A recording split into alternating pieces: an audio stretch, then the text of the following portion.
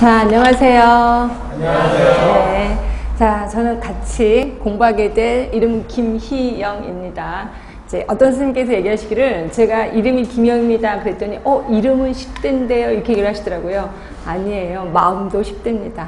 자, 그러면 이름만 10대인 저랑 무슨 공부를 하게 될 건지 공부에 대해서 약간 얘기를 해드리고 수업 들어갈게요. 일단 책은 우리 7쪽을 잠깐 보세요. 7쪽입니다. 위생사 쪽에 이제 어떤 시험을 보는지를 좀 얘기를 해드릴게요. 자, 1교시 보시면 세 과목을 보는데요. 이 중에서 저랑 위생관계 법규를 같이 하실 거예요. 자, 문제는 30문제고요. 그 다음에 2교시 때 공중보건학이 있어요. 이거 40문제인데 이것도 역시 저랑 하게 될 겁니다. 자, 결국 저랑 공중보건하고 그 다음에 법규를 하게 될 거예요. 물론 여기 여러분 중에서는 저 전공 과목이에요 라고 하시는 분도 있을 거예요. 전공 과목이면 굉장히 쉬울 거예요. 근데 저 이거 한 번도 배운 적이 없어요. 이러면 조금 힘들어지는 게 공중보건일 겁니다. 근데 공중보건을 배우고 나면요 굉장히 실생활에 도움이 많이 돼요. 그렇죠? 그리고 이거를 딱 배우고 나면 집안에서 갑자기 식구들이 나를 보는 눈이 달라져요. 너 약간 의료인 같다 라는 얘기를 해요.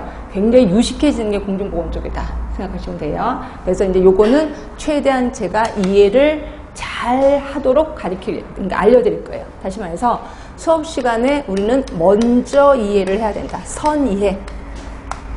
자, 먼저 이해를 하고 나면 그 다음에 나중에 암기를 하느냐? 아닙니다. 수시로 암기를 해주셔야 돼요. 수시 암기입니다. 자, 수시 암기를 내가 했어. 그럼 이걸 확인을 해야 되잖아. 내가 암기를 진짜 했는지 안 했는지. 그래서 확인하는 거를 저는 3번에 3차례에 걸쳐서 확인을 해 드릴 겁니다. 자, 어떻게 할 거냐면 제가 수업이 우리한테 주어진 수업이 50분 수업하고 10분 쉴 겁니다. 그래서 50분 수업을 다 하는 게 아니라 한 45분 정도 됐어요. 그럼 45분 정도 돼서 이제 이 수업한 거를 가로 넣기로 확인을 할 거예요. 그러니까 확실히 배웠는지, 확실히 이해됐는지. 그래서 한 5분 남겨놓고 가로 넣기. 제가 오늘 나눠드린 유인물이 있을 겁니다. 유인물 잠깐 보시면 거기 가로가 많이 비어져 있을 거예요. 그렇죠?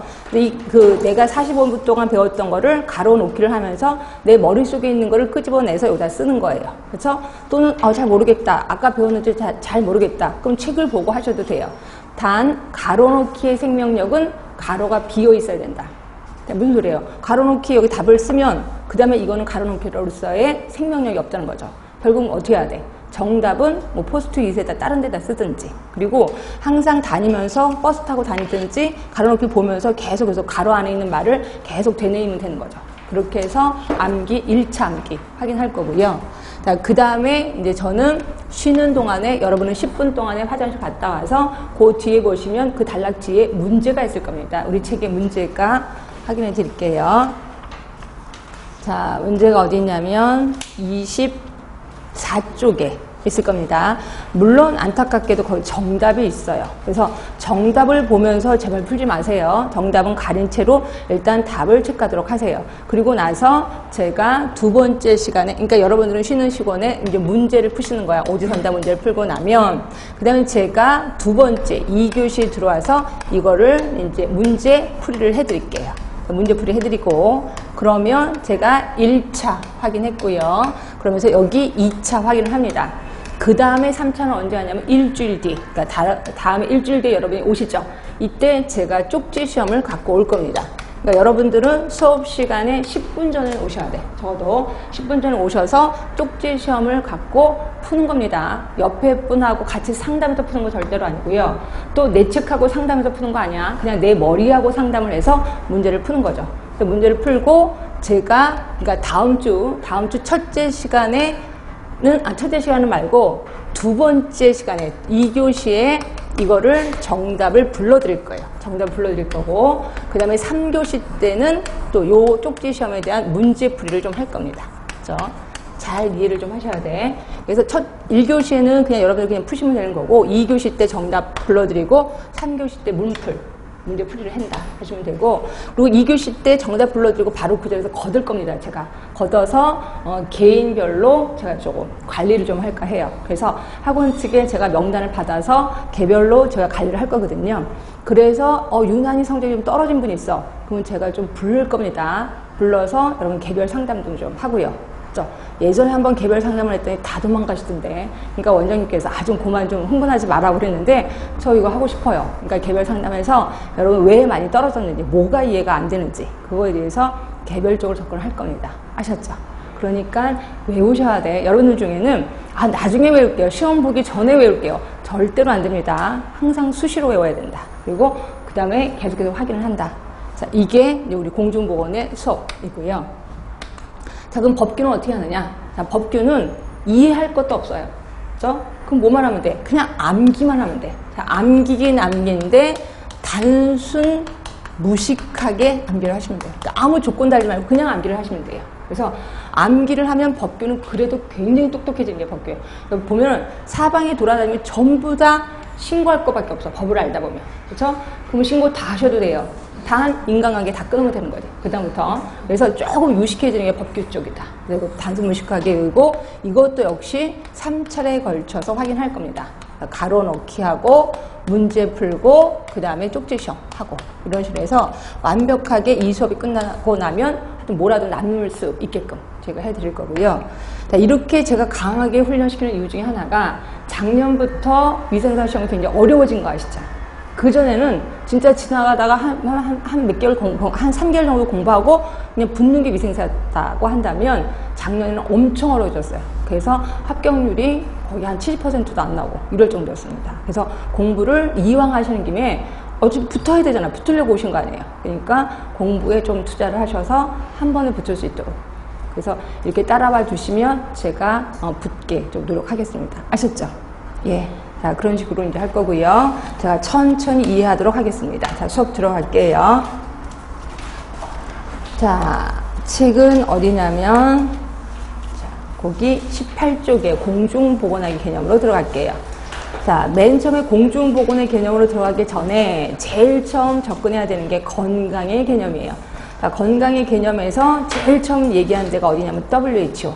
이건 엄청 중요한 겁니다. 그래서 이거는 상식화해라. 자, WHO가 정의한 건강의 정의. 자, 단순히 질병이 없거나 허약하지 않은 상태만을 의미하는 것이 아니라, 이런 거는 슬쩍 넘어가세요. 그 다음에 외우실 거. 육체적, 정신적, 사회적 안녕이 완전한 상태. 요새 외우세요. 육체, 정신, 사회야. 육체, 정신, 사회. 그 다음에 그럼 이 중에서 육체적인 안녕 무슨 뜻인지 알겠어요. 예, 정신적인 안녕도 대강 알겠어요. 사회적인 안녕이 잘 모르겠는데요. 그래서 혹시 모르실까봐 동그라미 2번에 써놨습니다. 자, 사회적인 안녕이란 뭐냐면요, 자기가 사회생활하면서 맡은 역할이 있을 거예요. 자, 여러분들은 학생이라는 역할이 있을 거예요. 그럼 학생의 역할은 뭐예요? 제 시간에 맞춰서 이 자리에 와서 공부하는 거죠. 그래서 자기 나름대로 역할을 잘 수행해. 그러면 이거는 사회적으로 안녕하다 생각하시면 돼요. 물론 여기 앉아있는데 엉덩이도 아프고 졸리기도 할 거예요. 그렇지만 제 시간에 와서 충실히 앉아있어. 그러면 이거를 사회적인 안녕 이렇게 표현해요. 결국 세 개 중에서 문제 자주 나오는 거는 사회적인 안녕이 문제 자주 나왔겠구나 라고 생각하시면 돼. 일단 세 개 외우시고 사회적인 안녕은 뜻을 좀 기억하시면 돼요. 자, 그 다음 두 번째, 건강 개념의 변천입니다. 19세기 이전, 19세기, 20세기로 나뉘어요. 19세기 이전은 신체 개념, 그래서 그때 당시에는 어떤 사고 방식이었냐면, 이원론의 사고 방식이야. 그러니까 이게 심이 뭐냐면 마음이죠. 그죠? 신은 몸이에요. 그래서 마음과 몸은 두 개다, 별개다. 그렇죠? 그래서 몸이 아프면 의사가 고쳐줄 수 있어. 왜? 이거는 그냥 기계 같은 거거든요. 그래서 기계가 고장나면 그냥 의사가 고쳐주면 되는 거예요. 그런데 마음이 아픈 거는 이거는 인간이 못해. 그럼 뭐가요? 하늘에 계시는 신, 하느님이 알아서 하는 거다 라고 본 거예요. 그래서 마음과 몸은 따로따로다. 그래서 그때 당시에 사고방식이 뭐 있었냐면, 수술을 할 때, 지금은 마취를 갖고 수술을 하죠. 근데 그때 당시에 마취제가 없었어요. 그럼 뭐 했었어요? 다리를 자를 거야 또는 꼬맬 거야. 어떻게 할게요? 그냥 술을 먹였어요. 그래서 술을 먹이고 막 수술을 하는 거야. 그냥 환자가 막 떠들고 아프다고 그러면 야, 술 더 먹여 이러는 거야. 술만 계속 먹이는 거예요. 그러고서 이제 조용해지면 수술 다 끝났거든요. 아, 수술 다 끝났으면 딱 봤더니 죽어 있는 거야. 아, 하느님이 데려갔구나 이렇게 보는 거예요. 그래서 요게 심신이혼론이에요. 그래서 이때 당시에 인간은 신체만 포커스를 둔 거예요. 그래서 신체 개념 얘기를 하는 거고 19세기로 가면 이제 심신이론론이 되죠. 이론론. 마음과 몸은 하나다. 그래서 마음이 아프면 몸도 아플 수 있어요. 몸이 아프면 마음이 아플 수도 있어. 그래서 아, 마음과 몸은 하나구나. 그래서 그게 심신 개념이 되는 거야. 19세기. 자, 그런데 20세기로 가면서 이게 생활 개념으로 바뀝니다. 자, 생활 개념은 뭐냐면 자, 마음하고 몸만 있어서는 안 돼. 뭐가 하나 더 있으면 돼. 왜 사회적 안녕 아까 얘기했잖아. 사회적인 것까지 같이 들어가는 거야. 그래서 이거를 생활 개념 이렇게 표현해요. 그래서 WHO도 신체적, 정신적, 사회적 안녕 요 세 개를 제시한 거고요. 자, 외우셔야 돼. 신체 개념, 심신 개념, 그 다음에 생활 개념. 아, 그래서 지금은 생활 개념이구나 이렇게 생각하시면 되고요. 자, 그런데 아까 혹시 WHO의 건강의 정의 기억하세요? 무슨 적? 안녕. 신체, 육체, 정신, 또 하나 사회적 안녕. 그죠? 그런데 98년에요. 예전에 한번 98년에 영적인 개념이 한번 들어간 적이 있었어요. 그러다가 아, 이건 아니다 싶어서 나중에 미채택이 됐습니다. 그래서 영적인 안녕이 들어갔다가 빠졌구나. 요거까지도 알고 있어요. 예전에 한번 이런 것까지 또 문제 한번 나온 적이 있었거든요. 그래서 98년에 WHO가 제시한 건강의 정의는 뭐냐? 이렇게 한번 나온 적이 있었어. 그래서 그때는 영적인 안녕까지 들어가야 된다 하시면 되고요. 그래서 이제 건강의 개념은 얼추 다 이해가 되셨을 거예요. 그 다음에 이제 공중보건의 정의로 들어갈게요. 공중보건의 정의의 정의 부분은 그냥 여러분들 보시면 되고요. 저는 굉장히 유명한 윈슬로우 교수 거를 좀 할까요? 엄청 유명한 사람이야. 자, 이 사람 통성명 하셔야 돼요. 엄청 유명해서. 그래서 별표 주시고요. 자, 이분은 공중보건의 정의를 뭐라고 얘기했냐면 조직적인 지역사회 공동의 노력을 통해서 자, 중요한 거 질병 예방이래요. 그 다음에 수명 연장이래요. 그리고 신체적, 정신적 효율을 증진시키는 기술이자 과학이다 라고 얘기를 한 거야. 자, 여기서 외울 거 질병 예방, 수명 연장, 또 하나 신체적, 정신적 효율의 증진이에요. 그럼 아까 WHO가 얘기한 건강의 정의 중에 뭐가 빠진 거예요? 사회적 안녕은 빠졌네. 여기는 두 개만 얘기하고 있네요. 하여튼 신체적, 정신적 효율을 증진시키는 기술이자 과학이다 라고 얘기한 게 이제 윈슬로우 교수가 공중보건 이렇게 얘기를 한 거예요. 자, 그러면 여기서 조직적인 지역사회 공동의 노력이라고 했죠. 그럼 어떻게 노력을 하는 건데요? 그게 어디 있냐면 바로 옆에 있을 거예요. 자, 옆에 19쪽에 반가로 3번에 보시면 공중보건의 내용이 있을 거예요. 요게 이거예요. 조직적인 지역사회 공동의 노력이에요. 자, 보면 첫째, 환경 위생 해줄 거래요. 두 번째, 감염병 관리 해줄 거래요. 세 번째입니다. 어쩌고 저쩌고 하면서 보건교육 해줄 거래요. 자, 네 번째입니다. 질병의 조기 진단 예방을 위한 의료의 조직화, 그리고 간호사업입니다. 그리고 사회보장제도의 확립. 요 5개가 공동의 노력이에요. 그렇죠? 그러니까 결국 요 5개를 통해서 뭐를 해? 질병을 예방하고 수명을 연장하고 신체적, 정신적 효율을 증진시킨다 라고 보는 거예요. 그러면 요것도 외워야 되나요? 공중보건 내용도? 예, 이것도 시험장에 나왔었어요. 그렇죠? 그래서 조직적인 지역사회 노력에 속하지 않는 것은 이런 식으로 나온 적이 있었습니다. 이거 5개를 다 외우긴 그렇고 하여튼 눈여겨 자꾸 보셔야 돼. 오지선당이 나오면 답은 쓸 수 있게끔. 환경위생, 감염병, 보건교육, 그다음에 의료의 조직화, 간호의 조직화, 간호사업, 사회보장제도의 확립 5개입니다. 자, 그 다음에 가로 3번을 보시면 이러한 공중보건과 유사한 학문이 있어요. 자, 유사한 학문, 위생학, 예, 있지요. 예방의학, 이게 알 것 같아요. 사회의학, 왜냐면 아까 사회적 안녕이라는 말이 있었거든요. 그래서 사회의학이 있고요. 그 다음에 지역사회의학도 있습니다. 그 다음에 건설의학. 건설의학은 뭐를 건설하나 봤더니 건강 증진을 적극적으로 관리하는 거야. 그러니까 있는 건강을 증진시키는 거죠. 그래서 이걸 건설의학 그러고 최상의 상태를 유지하는 거예요. 그러니까 내 몸 중에서 가장 좋은 상태를 유지하는 걸 건설의학이라고 한다. 그러니까 이런 것들이 모두 공중보건과 유사한 학문이다. 시험 문제 나왔었습니다. 그러면 이거를 다 외워야 되나요? 그건 하지 마시고요. 하여튼 공중보건과 유사한 학문, 그래서 보기 중에 치료의학이라는 말이 나오면 무조건 이게 답이야. 그죠? 공중보건과 치료라는 말은 전혀 상관이 없는 거거든요. 그래서 여기 보시면 공중보건과 유사한 학문 1번 예방의학, 2번 사회의학, 3번 지역사회의학, 4번 치료의학, 5번 건설의학 하면 답은 무조건 치료의학. 하여튼 이거는 치료라는 말은 우리 공중보건하고 거리가 먼 겁니다. 이렇게 알고 계시면 되고요. 자, 그리고 그 밑에 보시면 이제 임상의학, 그러니까 치료의학이라는 거는 임상의학이랑 똑같은 말이라고 생각하시면 돼. 병원 얘기예요. 그래서 공중보건과 임상의학의 차이점을 좀 해놨어요. 이건 외운다라기보다는 상식하시는 거야. 자, 일단 공중보건은 대상이 지역사회 전체 주민이에요. 그런데 비해서 임상의학은 환자예요, 환자. 그렇죠? 병원에 있는 환자. 자, 목적을 볼게요. 우리 아까 조금 전에 배운 거야. 육체적, 정신적, 그리고 건강과 능률을 증진시키는 거 배웠고요. 임상의학은 치료하는 거예요. 또 재활하는 거예요. 아, 이런 거구나. 자, 평가 항목을 볼게요. 공중보건학은 통계를 통해서 평가를 해요. 사업이 잘 됐는지 안 됐는지. 그러나 임상의학은 검사하잖아요. 검사를 해서 제자리로 돌아왔는지 이걸 보는 거예요. 요 두 개는 굳이 안 외워도 되겠죠. 상식하시는 거야, 이런 거는. 그래서 임상의학과 공중보건 이렇게 차이가 있구나 아시면 되고요. 자, 그 다음에 저는 이제 역사적인 얘기를 좀 할까 해요. 자, 그런데 이 중에서 그냥 우리 상식선에서 하기 편하게 단어의 뜻을 잠깐 가르쳐 드릴게요. 우리 공중보건이란, 조금 전에 배웠던 공중보건이 있고요.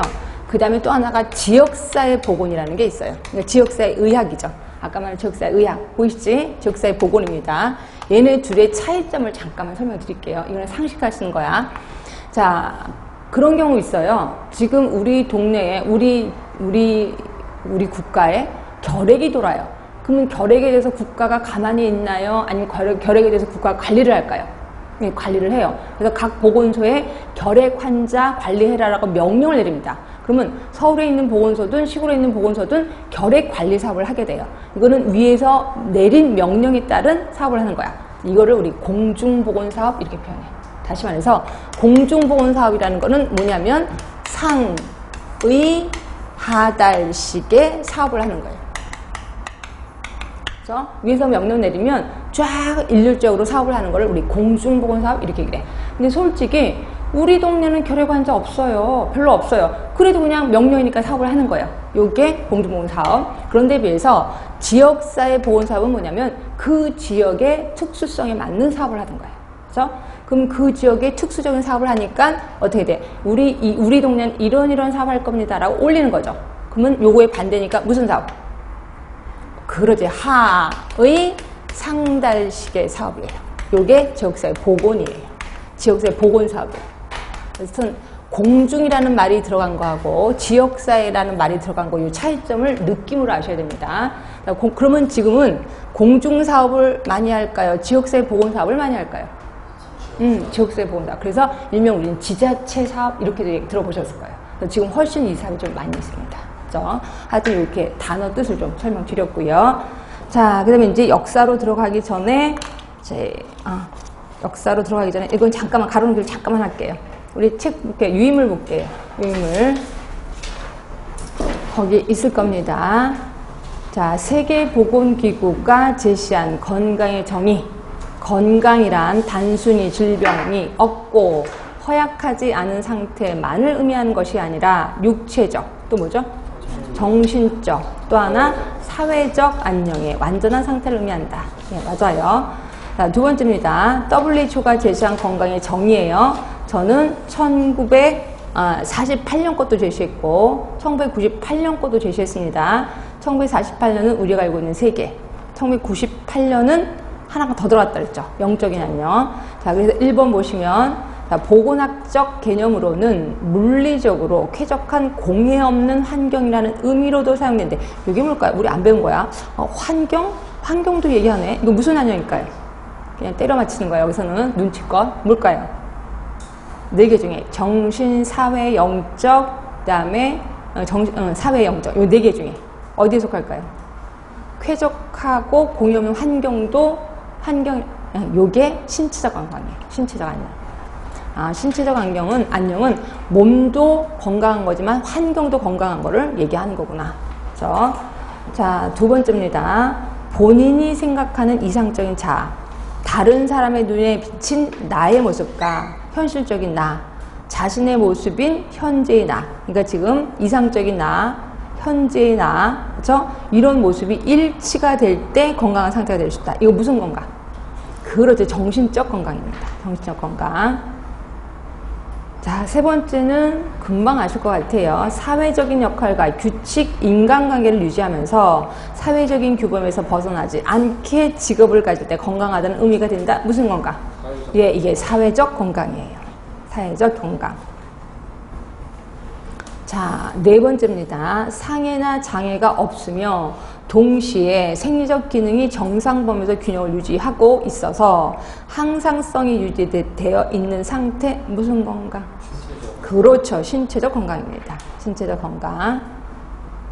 자, 다섯 번째입니다. 개인의 직각적인 판단과 정신적 초월의 상태에서 자기 중심적인 상태로 자기 만족을 경험하는 상태. 이게 뭘 것 같아요?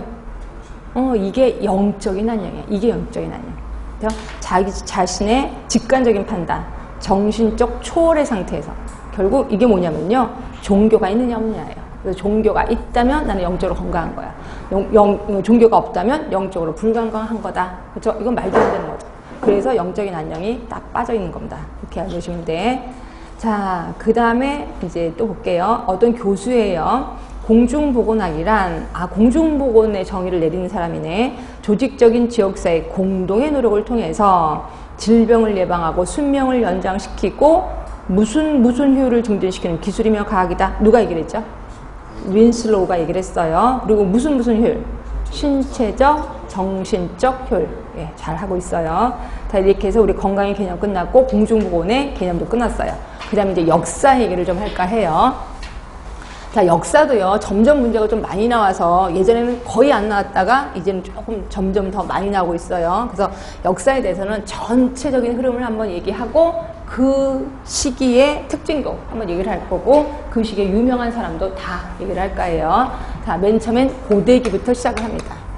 고대기, 그 다음에 중세기, 그죠? 그 다음에 같은 세자로 끝납니다. 근세기, 그죠? 그 다음에 같은 근자로 시작해요. 근대기. 그 다음에 지금은 현대기입니다. 자, 무조건 외우셔야 돼. 요 역사의 흐름은 당연히 외워두셔야 돼. 이것만 외우는 게 아니라 여기에 여기 연도도 외우셔야 돼. 고대기 500년까지입니다. 그죠? 그리고 중세는 500년에서 이게 가장 길어요. 1500년. 1000년입니다. 1000년. 대단한 거죠. 중세기는 1000년 동안.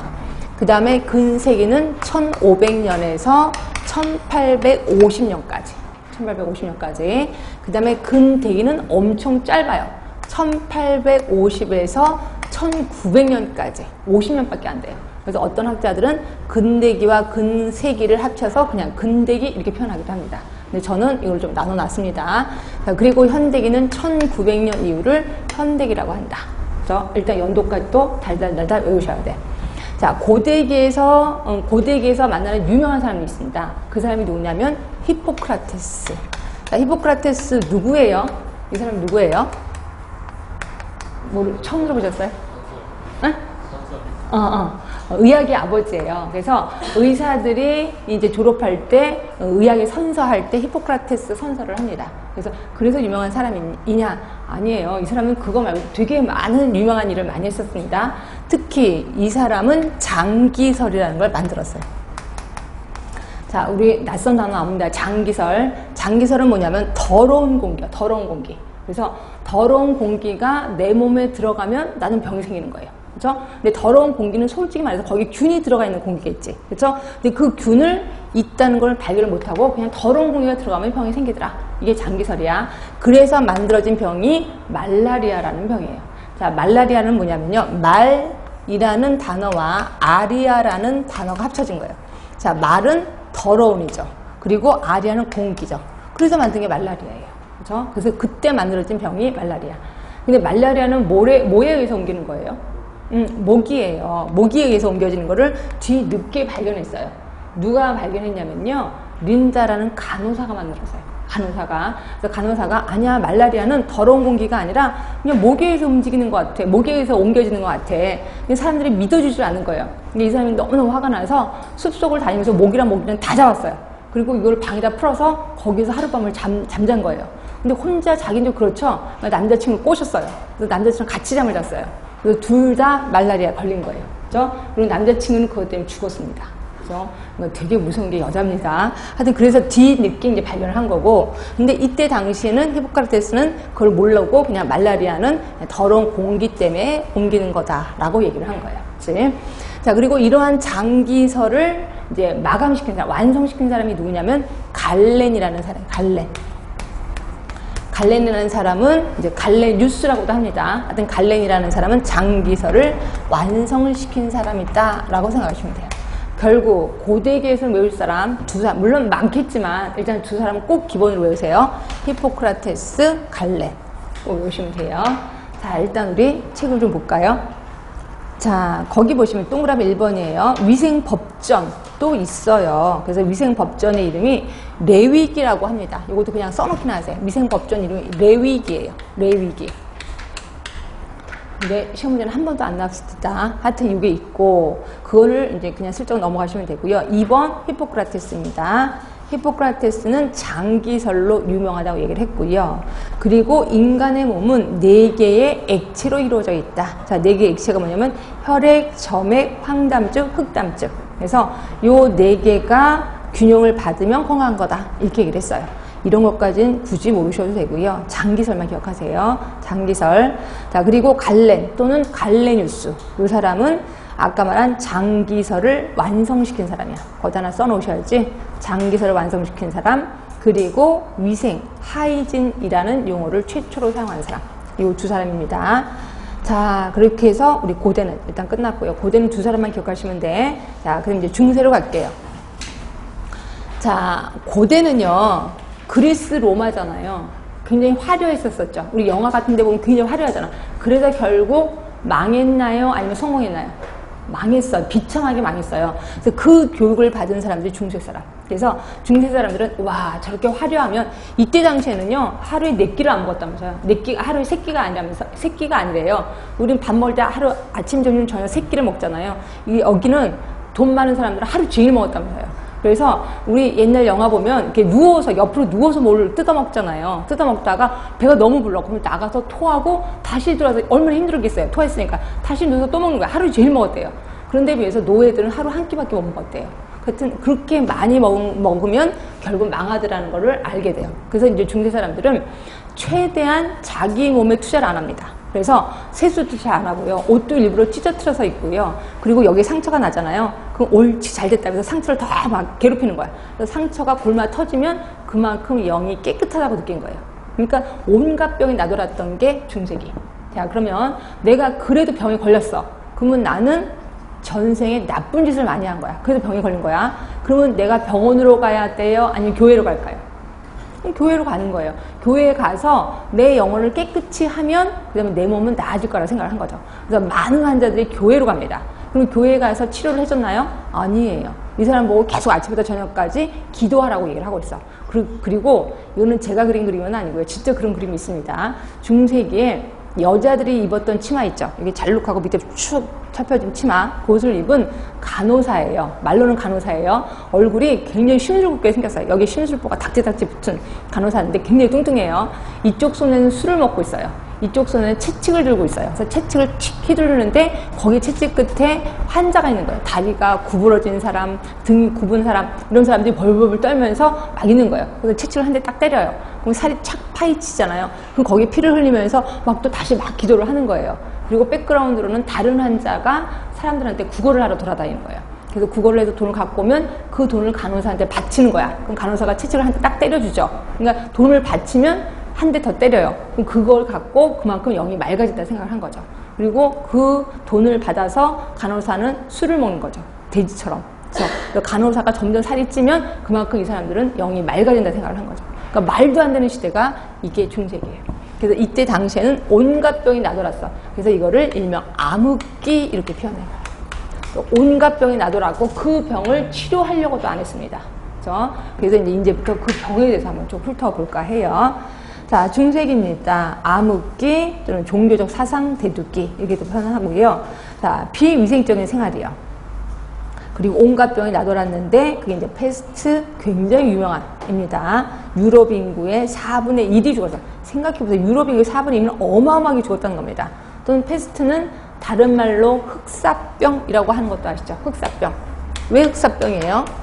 시신이 까맣게 변한다면서요. 시신이. 그죠? 그래서 흑사병이에요. 네. 자, 그 다음에 납병. 뭔지 아시죠? 납병이 뭐예요? 문둥이병. 우리나라에 있어요, 없어요? 어디 있어요? 우리나라? 응? 그러니까 어디에 있어요? 어디에? 소록도. 아시죠? 소록도에 있어요. 섬에. 그럼 우리 일반 사람 갈 수 있어요, 없어요? 못 가요? 갈 수 있어요. 일반 사람 가요. 근데 거기 소록도의 섬 가운데는 남한테 옮기는 그런 양성 환자고요. 바깥은 음성 환자들이 많아요. 그래서 저도 한번 여러분은 나중에 갈 일 있으면 꼭 가세요. 거기서 인생을 배워요. 저도 이제 기자랑 한번 같이 간 적이 있었는데요. 배 타고, 이게 요새는 배 타고, 그때 저희는 이제 배를 타고 갔어요. 배 타고 딱 가면 거기에 커피숍도 있어요. 물론 커피숍이 굉장히 멋있는 그게 아니라 그냥 구멍가게인데 커피 팝니다예요. 그래서 이제 저희가 이제 커피숍이라고 하는데, 그래서 커피 주세요. 근데 거기 있는 분도 전부 다 음성 환자입니다. 그래서 이제 커피 타줘서 이제 커피를 타주고 막 먹고 있는데 갑자기 기자가 얼굴이 헉하게 되는 거예요. 그래서 왜요? 그랬더니 아니요, 조금 이따가 말씀드릴게요. 일단 커피 먹고 나가죠. 그래서 커피 담고 딱 나왔는데 그분이 커피를 다 먹고 있는데 거기 속 안에 손가락이 떨어져 있더래요. 그렇죠? 이 납병 환자들은요, 자기 손이 떨어져도 잘 감각이 없어요. 그래서 커피를 짓다가 손가락이 떨어진 거야. 근데 기자가 딱 보고 딱 손가락이 있으면 저 같으면 소리 지르고 난리 칠 텐데 이분은 아무 소리도 안 하고 그냥 나온 거예요. 그래서 그런 분이 되게 많습니다. 그래서 군데군데 손가락이 떨어져 있을 수도 있고요. 근데 이분들이 제일 좋아하는 게 뭐냐면 달콤한 걸 되게 좋아하신대요. 요크루트 엄청 좋아하신대요. 그래서 여러분들 혹시 가실 때 그냥 가지 마시고 요크루트 조그만 거 있잖아요. 그래서 그거 한 몇만 원대 사갖고 가면 엄청 좋아하십니다.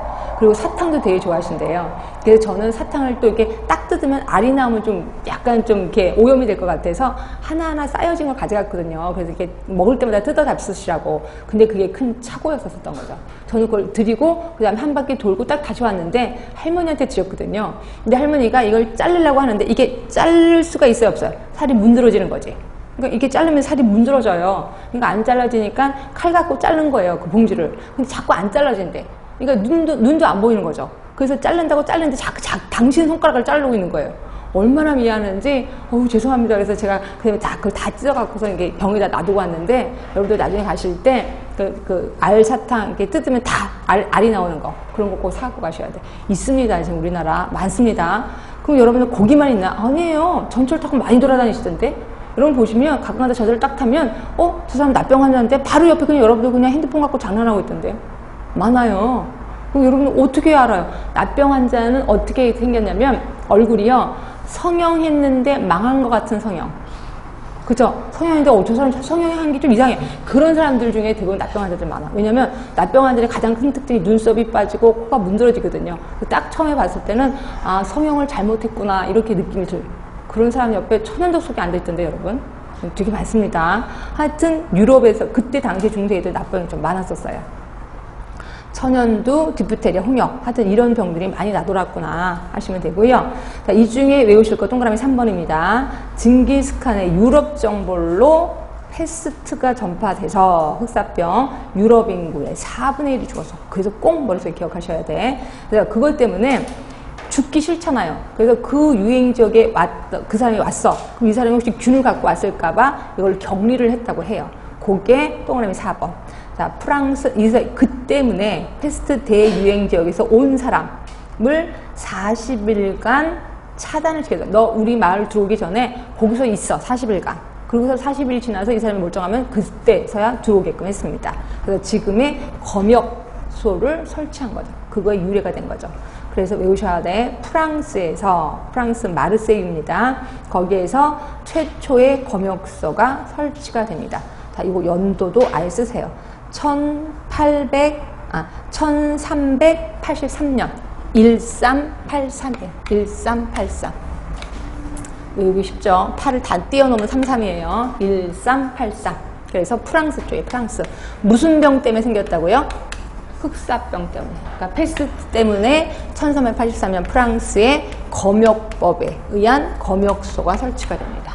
외우셔야 돼. 이거 되게 중요합니다. 자, 그리고 이제 이게 중세기. 그러니까 중세기에서는 이거 말고도 되게 유명한 거 많은데 일단 여기까지만 외우셔도 될 것 같고요. 아, 이거 나눠드릴 유인물 잠깐만 볼게요. 유인물에 고대기, 우리 책에 있는 것보다 조금 더 깊게 들어갔습니다. 히포크라테스, 아까 말한 대로 장기설 뿐이 아니라 또 뭘 얘기했냐면 에피데믹 1, 에피데믹 2라는 책도 썼어요. 에피데믹 보이시나요? 예, 에피데믹이 한국말로는 뭐야? 네? 한국말로. 이게 유행병이에요, 유행병. 한국말로. 또는 역학이라고도 해요, 역학. 우리 나중에 배우실 거거든요. 그래서 가끔가다 문제에 역학이라는 단어를 최초로 사용한 사람 누구냐? 히포크라테스. 또는 유행병이라는 말을 최초로 사용한 사람 누구냐? 히포크라테스. 하여튼 이거 시험 문제 나옵니다. 역학이라는 단어 또는 유행병이라는 단어 또는 에피데미라는 단어를 최초로 사용한 사람 히포크라테스. 좀 기억하시면 되고요. 자, 그다음에 갈렌, 아까 얘기한 것처럼 장기설을 계승해서 발전시킨 사람. 또 동그라미 3번 위생학이라는 용어를 최초로 사용한 사람. 아까 말씀드렸어요. 자, 중세기로 갈게요. 자, 중세기 십자군 운동으로 인해서 발생한 감염병, 이게 뭐예요? 모르시죠? 이게 납병이에요. 십자군 운동 기억하실 겁니다. 우리 역사에서 배우셨을 거예요. 십자군 운동 때문에 발생된 게 납병. 근데 납병은 되게 끔찍하다 그랬잖아요. 그때 당시에 또 너무 끔찍하잖아요. 근데 납병이 처음 시작할 때는 얼굴이 그렇게 이쁘다면서 얼굴이 땅구멍이 하나도 없어진대요. 그래서 얼굴이 너무너무 뽀송뽀송해지고 되게 이쁘대. 와, 내 얼굴이 왜 이렇게 이뻐? 그러다 제일 처음으로 빠진 게 눈썹부터 빠지고 그 다음에 이제 나중에 코가 문드러지고 이렇게 되는 거죠. 그래서 되게 흉하기 때문에 사람들이 옷에다가 방울을 달게 했대요. 그래서 그 병에 걸린 사람, 그래서 멀리서 방울 소리가 나면 와, 납병 환자다 이러면서 다 문을 닫은 거예요. 그래서 금방 차단이 된 게 요거예요. 아까 패스트처럼 4분의 1이 죽진 않았습니다. 워낙 끔찍했기 때문에 사람들 스스로도 차단을 한 거예요. 하여튼 십자군 운동하면 납병 기억하셔야 돼. 자, 징기스칸의 유럽 정벌로 인해 발생한 감염병 뭐예요? 이게 패스트 기억하시면 되고, 패스트 때문에 세계 최초의 검역법이 만들어진다 그랬습니다. 몇 년? 1383년. 어느 나라라 그랬죠? 프랑스 마르세유. 예, 외우셔야 돼. 자, 여기까지가 중세기입니다. 자, 그 다음에 이제 중세기 막을 내렸고 이제 근세기로 갈게요. 자, 근세기에는요 유명한 사건들이 두 가지가 있었어요. 하나가 뭐냐면요, 자, 산업혁명이 있었었고요. 그 다음에 르네상스 시대가 있었어요. 이것도 그냥 먼저 설명 좀 드릴게요. 자, 르네상스 하면 많은 사람들이 문학을 했던 시기야. 또는 많은 사람들이 예술을 했던 시기예요. 그러면 이거하고 우리 복원하고 무슨 상관이 있는데요? 자, 이렇게 가끔 가다가요, 가수든 그림을 그리던 사람이든 슬럼프에 빠질 때가 있죠. 그럼 슬럼프를 어떻게 이겨요? 슬럼프를? 응? 대부분 가수나 또는 뭐 예술을 하는 사람 또는 미술을 그리는 사람, 슬럼프를 어떻게 이겨? 더 열심히 연습해서 슬럼프를 이기기도 하고, 어떤 잘못된 생각을 하는 사람은 마약을 하기도 합니다. 특히 그래서 가수들이 마약을 해서 많이 걸리잖아요. 그거는 슬럼프를 이기기 위한 거예요. 근데 그때 당시에도 마약은 나쁘다는 걸 알아서 그래서 많은 예술하는 사람들이 이 슬럼프를 이기기 위해서 난리를 친 거예요. 그게 뭐였었냐면 섹스예요. 섹스. 그래서 섹스를 할 때 피크에 다다를 때가 있대. 피크에 다다를 때 갑자기 눈에 보이지 않는 콩나물 대가리가 보이고, 갑자기 눈에 보이지 않던 색깔이 보이는 거죠. 또는 갑자기 보이지 않았던, 느껴보지 못했던 문학이 보이는 거예요. 그러다 보니까 많은 사람들이 섹스에 이렇게 허덕이게 되는 거죠. 그러면 섹스를 할 때 자기 와이프하고만 했겠어요? 그래봤자 별로 소용없잖아. 그래서 낯선 사람이라도 그냥 하는 거야. 친구 집에 딱 갔더니 거기 하녀가 있는데 너무 이뻐. 그럼 그 자리에서 섹스하고 막 오는 거죠. 그러다 보니까 많은 사람들이 매독에 걸리게 되는 거예요. 성병에. 그렇죠? 자, 매독은 지금의 에이즈랑 똑같았었어요. 매독에 걸리면 그냥 다 죽는 거예요. 그래서 그렇게 유명한 사람들이 젊은 나이에 매독으로 죽게 돼요. 그래서 국가가 이거 뭐지? 이렇게 유명한 사람이 왜 매독이란, 혹시 예전에 우리 조선시대, 고려시대 왕이 뭐 등창이 생겨서 죽었다 이런 얘기 들어보셨어요? 왕, 아니면 왕비가. 그 등창이라는 게 살이 썩는 거거든요. 그게 전부 다 매독입니다. 그래서 예전의 임금님들도 매독으로 많이 돌아가셨어요. 그렇죠? 그래서 그런 것처럼 르네상스 유명한 사람들도 전부 다 매독으로 죽는 거예요. 그랬더니 국가가 이게 뭐지? 라고 국가가 관심을 갖게 돼요. 그렇죠? 그러다가 이제 대박인 게 산업혁명. 자, 산업혁명은 뭐냐면요, 자, 지금은 공장이 시골에 있잖아요. 근데 그때 당시 산업혁명이 영국 런던에 이제 공장이 많이 세워지는 거야. 그래서 시골에서 농사 짓다가 야, 런던에 가면 돈 많이 번대. 그래서 사람들이 전부 다 런던으로 간 거죠. 그래서 공장에서 일을 하는데 그때 당시에 일은 하루에 8시가 아니라 하루에 16시간 일을 했다면서요. 그래서 새벽부터 그냥 밤까지. 그래서 와서 숙소에서는 그냥 칭칭한 침대에 잠만 자고 또 일어나서 눈곱만 뜨고 다시 일하고. 이렇게 굉장히 일을 열심히 하는데 이때 한 사람이 병에 걸려서 그럼 그 병이 다 걸리는 거죠. 결핵에 걸려서 다 걸리는 거죠. 그래서 결국 공장 문을 닫게 되는 거예요. 그럼 산업이 휘청휘청 되는 거죠. 그래서 국가가 야 이건 아니지라고 국가가 관여를 하게 됩니다. 그래서 국가가 관여를 시작한 거지. 그래서 이거를 우리 여명기 이렇게 표현해요. 또는 A가 처음 태어나서 이렇게 눕게 되는 침대인 요람기 또는 뭐 태동기 이렇게 표현해요. 이거는 무슨 얘기예요? 국가가 국민의 병에 대해서 관여를 하기 시작해요. 그래서 그거를 우리는 근세기, 태동기, 여명기, 요람기 이렇게 표현한다. 이렇게 생각하시면 돼. 자, 일단 책 볼게요. 자, 책 보시면 여명기야, 근세기, 요람기, 공중보건이 어떤 시기에는, 어떤 책에는 싹튼 시기 이렇게도 표현합니다. 자, 1번 르네상스 얘기됐고 영국의 산업혁명 때문에 국가가 국민의 질병에 대해서 관여하기 시작을 해요. 자, 이때 유명한 사람들 프랭크라는 사람이 있습니다. 자, 이 사람 프랭크는 왜 유명하냐면요. 이 말 때문에 유명해요. 옆으로 쭉 가시면 전 의사의 경찰 체계야. 자, 이건 무슨 소리냐면 모든 의사가 경찰처럼 완벽하게 해야 돼. 그래서 환자가 저 치료 받지 않을래요. 저 주사 안 받을래요. 그래도 강제로 하는 거예요. 강제로. 이게 경찰 체계예요. 그래서 강제로 해야 모든 병들이 없어진다라고 얘기한 게 프랭크예요. 그래서 프랭크 하면 전 의사 경찰 체계. 기억하셔야 돼. 자, 그리고 이때 국세조사를 하네요. 혹시 국세조사가 뭔지 아세요? 인구조사, 인구 센서스. 그렇죠? 가끔가다 우리나라도 인구조사하러 나오는데 사람이 나와서 여기 몇 사람 살아요? 누구누구 살아요? 이런 거 조사합니다. 이거예요. 이게 세계 최초의 국세조사를 스웨덴에서 합니다. 스웨덴에서. 그런데 1749년짜리도 돌아다니고 1686년짜리도 돌아다녀. 그러면 두 개 어떻게 할까요? 다 외워야 돼. 죄송하지만 1749년은 정태조사, 1686년은 동태조사. 그러면 정태는 뭐고 동태는 뭐예요? 나중에 배우실 겁니다. 일단 여기서는 아무 생각 없이 스웨덴의 인구 국세조사 했습니다. 1749년, 1686년 하시고요. 그 다음에 4번. 이것도 외워야 되는 큰일 났습니다. 세계 최초의 공중보건법을 제정한 게 1848년. 야, 이거 아까랑 비슷하긴 한데 어떻게 외우지? 아까는 1383이거든요. 지금은 뭐예요? 1848. 외우셔야 돼. 세계 최초의 공중보건법입니다. 세계 최초의 공중보건법. 엄청 중요해요. 그럼 세계 최초의 공중보건법 누구 때문에 이걸 만들게 되는지 알려드릴게요. 동그라미 7번 보세요. 동그라미 7번. 누구예요? 이 사람? 체드윅. 굉장히 유명한 사람이에요. 이 사람 영국 사람인데요. 체드윅이 열병 보고서라는 거를 쓰게 돼요. 열병 보고서는 뭐냐면 많은 근로자들이 열이 나면서 죽어가더라. 이거에 대한 보고서를 쓴 거예요. 그거를 계기로 뭐가 만들어졌냐면 세계 최초의 공중보건법이 만들어졌어. 결국 4번하고 7번은 묶으세요. 묶어서 자, 체드윅이 열병 보고서를 만들었어. 그 결과 만들어진 법이 무슨 법이야? 세계 최초의 공중보건법. 이렇게 해서 같이 짝을 내서 외우시면 되고요. 그 다음에 5번 보시면 제너라는 사람 들어보셨죠? 제너. 제너의 천연두 종두법, 우두 종두법 보시면 되고요. 라마찌니 하면 무조건 산업보건, 직업병에 관한 저서를 했습니다. 라마찌니 직업병이야. 자꾸 단어 자체가 낯설긴 하지만 자꾸 외우셔야 돼. 하여튼 여긴 여명기. 기억하시면 돼. 자, 우리 여명기 정리 좀 할까요? 여명기 하면 아까 말한 대로 공중보건이 지역사회 보건이야, 공중보건이야? 네? 이게 공중보건이야, 지역사회 보건이야?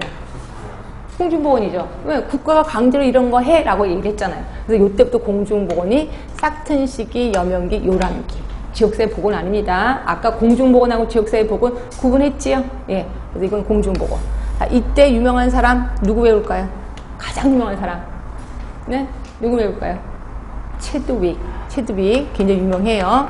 체드윅의 뭐죠? 무슨 보고서? 열병 보고서. 그 다음에 만들어진 게 뭐라고요? 세계 최초의 공중보건법이 만들어져요. 자, 몇 년? 1848년. 세계 최초의 공중보건법 체두익 때문에 만들어집니다. 그리고 공중보건이잖아요. 강제로 해야 되잖아요. 그래서 경찰 체계를 주장한 사람 누구예요? 프랭크라는 사람이야. 프랭크라는 사람 경찰 체계를 주장합니다. 프랭크. 이것도 좀 기억을 해 두셨으면 좋겠고요. 자, 그 다음에 산업보건하면 무조건 라마찌니 기억하셔야 돼. 제너는 종두법. 우리나라에도 있었었는데 혹시 아세요? 종두법 하면 지석영 선생님이라고 들어보셨어요? 예, 그 있는 것처럼 제너는 천원두 종두법을 만든 거예요. 여기 여명기입니다. 자, 그럼 우리 다시 한번 우리 거기 나눠진 그 가로놓기 한번 볼게요. 이거 가로놓기를 제가 아까 45분 하고 한다고 그랬는데 그냥 자꾸만 하게 되네. 여명기입니다. 직업병에 져서 누구예요? 조금 전에 했는데 직업병 져서 라마찌니. 조금 전에 했는데 거의 느낌이 없지요. 두 번째입니다. 최초의 국세조사 어느 나라라고 했어요? 스웨덴. 두 개 다 돌아다닌다 그랬어. 하여튼 두 개 1686년, 1749년. 일단 스웨덴만 외우세요. 자, 열병 보고서. 체드윅. 옳지. 체드윅입니다. 자, 이것 때문에 만들어진 게 세계 최초의 공중보건법이라 그랬지요. 몇 년? 1848년. 자, 5번입니다. 우두종등법을 개발한 사람? 제너예요. 제너. 그리고 6번째 프랭크는 뭐 때문에 유명해요? 거기 보시면 완전한 의사경찰체계 있을 거예요. 맨 마지막에 보시면 동그라미 3번에 옆으로 쭉 가시면 완전한 의사경찰체계 있을 거예요. 요거 때문에 유명한 게 프랭크입니다. 하여튼 여기까지가 여명기 알고 계시면 돼요. 자, 그 다음에 이제 확립기로 들어갈까 해요.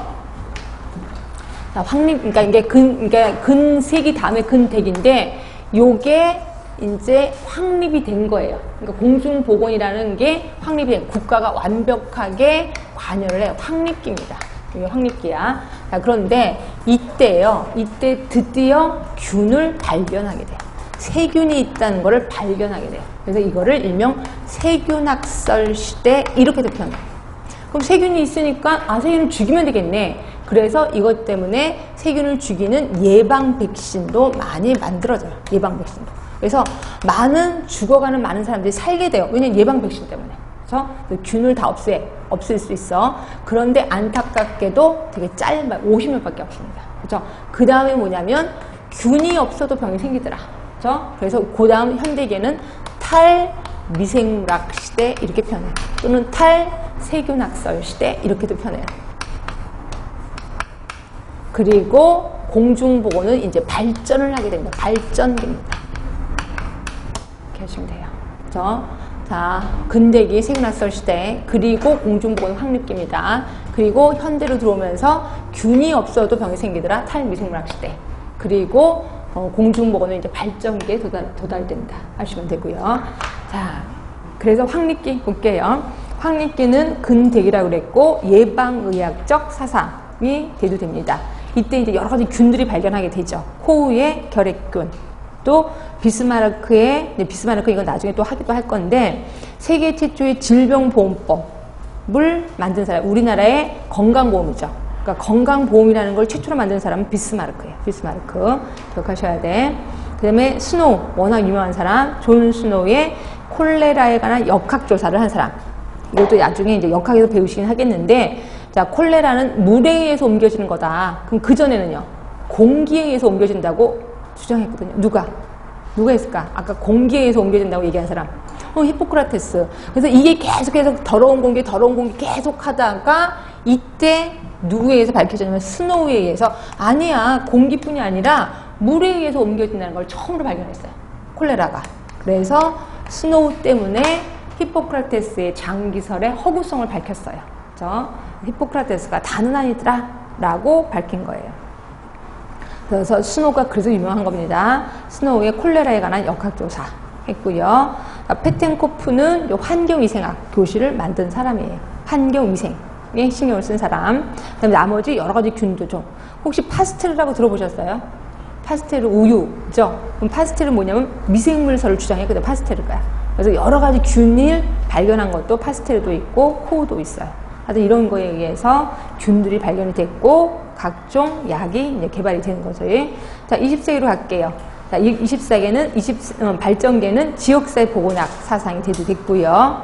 그러니까 그 전까지는 공중보건이었어. 그러다 이제 지역사회 보건의 사상이 됐고 여러 가지 동그라미 3번 보시면 앞으로 쭉 가세요. 보건소가 발족이 되네요. 보건소.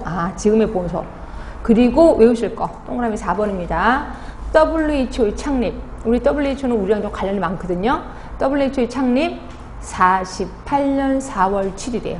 그래서 4847. 그래서 혹시 오늘 집에 가셔서 4월 7일 한번 보세요. 거기 뭐라고 되어 있냐면 세계보건의 날이라고 분명히 되어 있을 겁니다. 하여튼 이게 WHO의 발족일이에요. 48년 4월 7일 하시면 되고요. 그 다음에 나머지 거는 좀 이따가 다시 하도록 할게요. 자, 이렇게 해서 다시 한번 우리 나눠진 유임을 확인해 볼게요. 자, 황립기입니다. 가로 4번에 근대기. 자, 이거 무슨 시대라고 했죠, 아까? 근대기. 무슨 시대? 세균학설 시대. 세균학설 시대. 자, 위생학 교실을 창립한 사람? 페텐코프. 자, 보건소 제도의 효시는 좀 나중에 가르쳐 드릴게요. 일단 보건소가 있었습니다. 좀 나중에 가르쳐 드릴게요. 자, 콜레라에 대한 역학조사한 사람? 스노우. 존 스노우입니다. 자, 그 다음에 발전기로 가셔서 WHO의 발족 연도 48년 4월 7일. 옳지. 자, 공중보건에 관한 정의를 한 사람. 아까 처음에 배웠는데. 누구? 공중보건의 정의. 윈슬로우. 그렇지. 윈슬로우. 그죠? 이때 사람입니다. 현대 사람. 자, 이렇게 해서 일단 조금 했으니까 좀 쉬었다가 다시 하도록 할게요. 쉬는 동안에 그 문제 좀 풀어보세요. 뒤에. 네.